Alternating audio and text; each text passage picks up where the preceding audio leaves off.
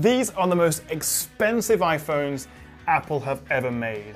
Some might say they're even a little bit excessive. Excessive. No. Hey guys, I'm Tom the Tech Chap, and this is the new iPhone XS, and this is the XS Max. Now, terrible names aside, if you're looking to buy a new top-of-the-line iPhone, which one of these two should you go for?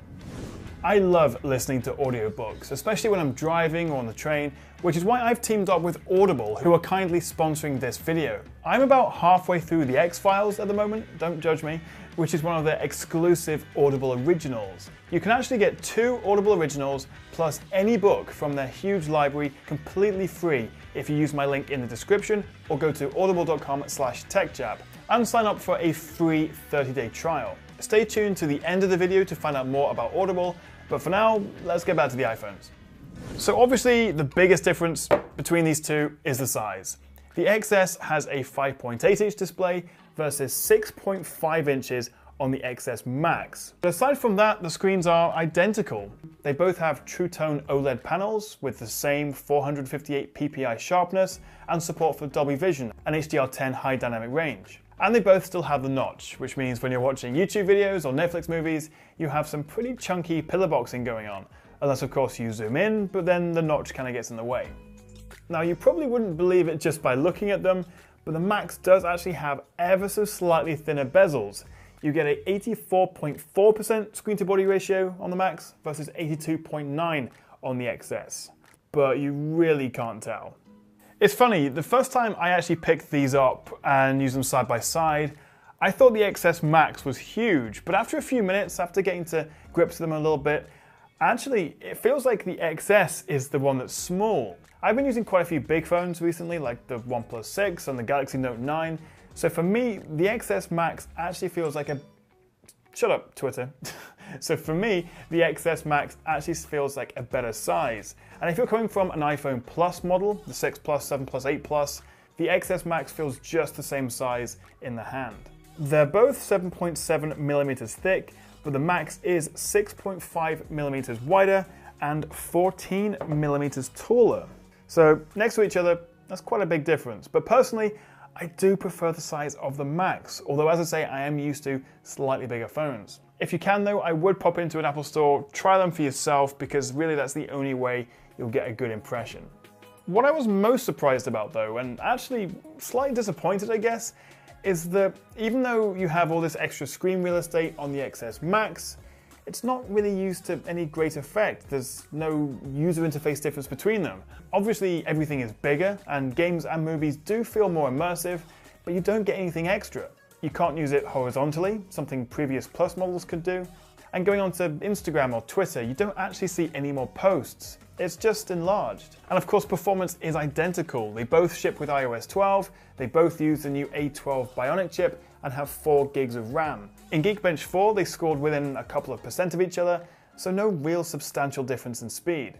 But if you're watching movies or playing games like Asphalt 9, which just looks stunning on these phones, between the two, I do prefer the Max. It's not only faster, but the bigger screen does just make it feel more immersive and more enjoyable. So far then, the only real difference is the size, but actually the Max does have one more trick up its sleeve. Well, a bigger battery up its sleeve. The XS has a 2,658 mAh cell versus 3,174 on the XS Max. Neither of those batteries sound big, especially compared to the Huawei P20 Pro or the Galaxy Note 9 with their massive 4,000 mAh cells, but iPhones have always been more optimized. And actually, the XS Max lasts longer than my Note 9, but I'll come back to that in a different video. After 1 hour of gaming, 1 hour of watching YouTube videos, and 1 hour of listening to Audible, the XS had 68% of its battery remaining versus 71% on the Max. In real-world use, I found this translates to about an extra hour of battery life per day, which is pretty much bang on what Apple claims. At the end of a normal day, I have about 30% left on my XS and about 34% on the Max, so it's not a major difference. It's probably not a big enough reason to buy the Max over the XS alone, but it is a nice bonus. So the big upgrades this year really are the A12 processors and the better cameras, with both phones offering significantly better dynamic range in photos compared to last year's iPhone X. But there's no difference between the XS and the XS Max. They have exactly the same cameras. I don't know, I just felt there would be more to it than this. The XS Max really is just a bigger XS with a slightly better battery life. Now, as for the price, as you'd expect, these are ludicrously expensive. The XS Max starts at $1,000 for the 64 gig model versus $1,100 for the XS Max. So actually, there is only a $100 difference between them. I think I would go with the Max. I'm used to bigger phones, and I do like to watch movies and play games on it, and that bigger screen does just feel better to do those things on. And actually, in the scheme of things, a $100 difference isn't a whole lot more.